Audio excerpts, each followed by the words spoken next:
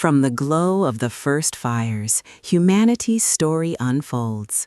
Sparks of community harden into states, and simple shelters rise into temple skylines.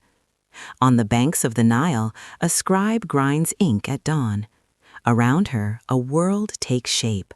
The snort of an ox, the swell of the river, the scratch of a stylus on clay. Here, steady water and fertile soil turn wandering bands into villages, then into the first great cities. With them comes law, writing, and the shared pulse of a calendar. Power gathers, and with it a search for rules and meaning that could outlast a single lifetime. But how do you bind strangers into a single community? What ideas can hold a civilization together? In East Asia, the answer was order. Confucianism taught that society thrives on duty and ritual, from the ruler to the family. Taoism offered a gentler path, aligned with the patterns of nature. On the Indian subcontinent, Hinduism wove a tapestry of duty and devotion across countless lifetimes, while Buddhism sought freedom from the cycle of desire. And around the Mediterranean, new faiths anchored law to a sacred covenant. Judaism, Christianity, and later Islam organized neighborhoods into communities of belief, turning marketplaces into moral spaces. Where ideas traveled, goods soon followed. The world began to connect.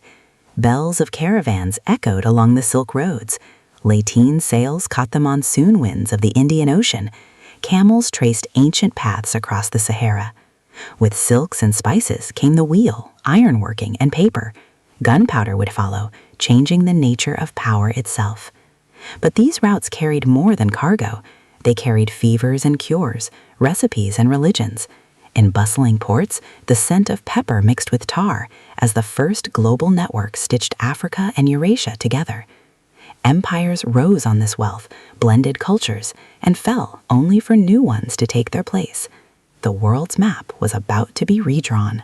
Picture the ocean, no longer a barrier, but a restless road. In a Lisbon harbor, a young pilot squints at the horizon, the wind carrying the promise of a new world.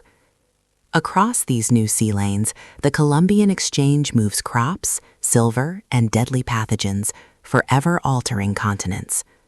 The Renaissance and the Scientific Revolution reshape knowledge itself, challenging old faiths with new questions.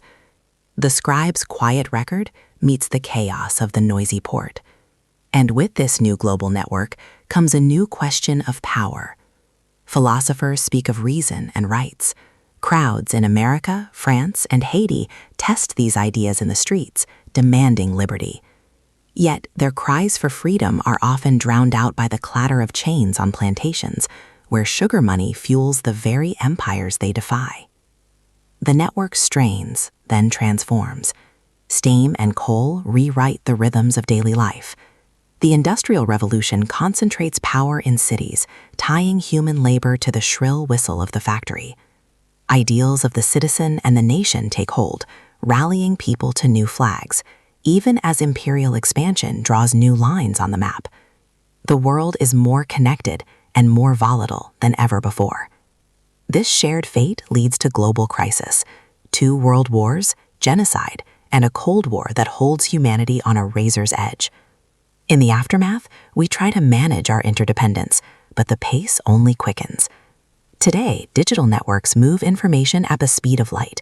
Genetic editing alters the code of life itself. The past is never truly past. It echoes in our global supply chains, in the challenges of migration and climate change, and in the timeless debates over duty and freedom.